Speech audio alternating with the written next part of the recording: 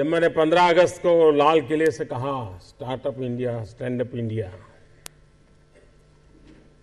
तो ऐसे ही हवा के झोंके की तरह बात आई और चली गई, कहीं रजिस्टर ही नहीं हुई। लेकिन आज शायद 100-125 दिन के बाद अब ये रजिस्टर होगी कि स्टार्टअप इंडिया है क्या।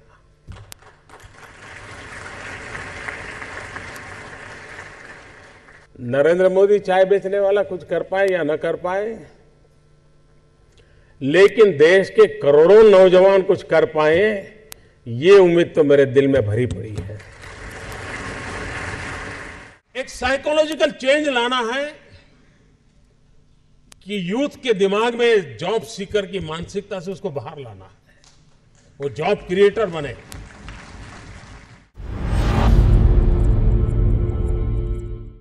स्टार्टअप्स के लिए नौ श्रम और पर्यावरण कानून जो आपको प्रभावित करते हैं के संबंध में सेल्फ सर्टिफिकेशन को हमने इंट्रोड्यूस किया है। 3 साल तक कोई इंस्पेक्शन नहीं होगा। Startup India hub, single point contact, ये हम व्यवस्था खड़ी करने जा रहे हैं, और हैंड होल्डिंग की व्यवस्था। मोबाइल ऐप और पोर्टल इस वर्ष की 1 अप्रैल से स्टार्टअप्स के लिए ऑनलाइन पोर्टल और एक मोबाइल आधारित ऐप से जरिए संचालित होने वाला एक छोटा सा फॉर्म शुरू किया जाएगा। पेटेंट रजिस्ट्रेशन का शीघ्र पता लगाना एवं कानूनी सहायता। हम नए प्रयोगों को प्रोटेक्शन देने की आवश्यकता को समझते हैं। हम स्टार्टअप्स के आईपीआर संरक्षण की स्कीम ला रहे हैं, जिसमें स्टार्टअप्स को पेटेंट आदि के आवेदन शीघ्र फाइल करने के में सहायता मिलेगी। हम स्टार्टअप्स के लिए सार्वजनिक खरीद की शर्तों में भी छूट देने का निर्णय कर रहे हैं। सरकारी खरीद में स्टार्टअप्स को बढ़ावा देने के लिए हम एक्सपीरियंस एंड टर्नओवर के आधार पर स्टार्टअप को छूट देंगे। स्टार्टअप की वित्तीय आवश्यकताओं को पूरा करने के लिए अगले 4 वर्षों में 2,500 करोड़ रुपए की प्रतिवर्ष आवंटन के साथ 10,000 करोड़ रुपए का डेडिकेटेड फंड बनाया जाएगा। स्टार्टअप्स के लिए क्रेडिट गारंटी फंड आपके फंड संबंधी आवश्यकताओं में सहायता करने के लिए हम अगले 4 वर्षों में प्रति वर्ष 500 करोड़ रुपए की निधि के साथ आपके क्रेडिट गारंटी स्कीम लाएंगे। स्टार्टअप्स के लिए वित्तीय संसाधनों को बढ़ाने के लिए हम सरकार द्वारा मान्यता प्राप्त फंड्स के निवेश किए जाने वाले कैपिटल गेन टैक्स की छूट देना चाहते हैं। कोई व्यक्ति अपनी संपत्ति बेचने से आए हुए धन को अपने ही स्टार्टअप में लगाए तो कैपिटल गेन से उसे मुक्ति दी जाएगी।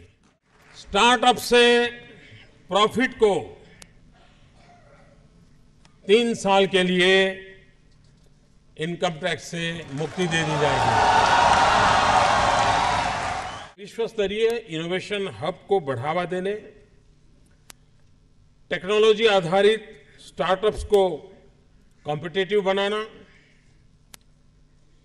और उसके लिए एक अटल इनोवेशन मिशन प्लेटफॉर्म की शुरुआत कर रहे हैं।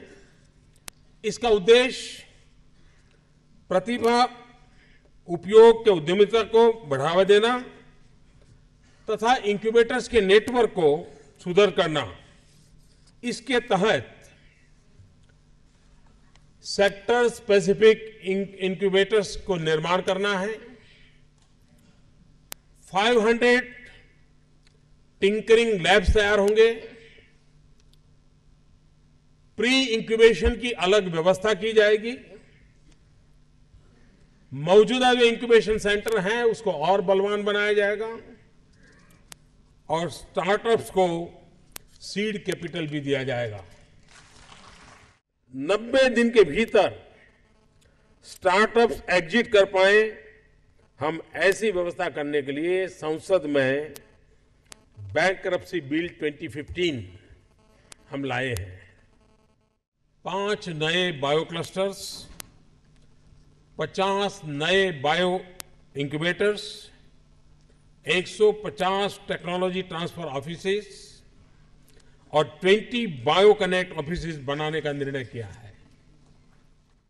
स्कूली छात्रों के लिए इनोवेशन के कोर प्रोग्राम शुरू किए जाएंगे और 5 लाख स्कूलों में 10 लाख बच्चों पर फोकस करके इस काम को बढ़ावा दिया जाएगा। इंक्यूबेटर ग्रांड चैलेंजेस, सरकार 10 ऐसे इंक्यूबेटर की पहचान करेगी जो वर्ल्ड क्लास बनने की क्षमता रखते हैं। इनमें से प्रत्येक को 10 करोड़ रुपए की सरकार की तरफ से सहायता दी जाएगी।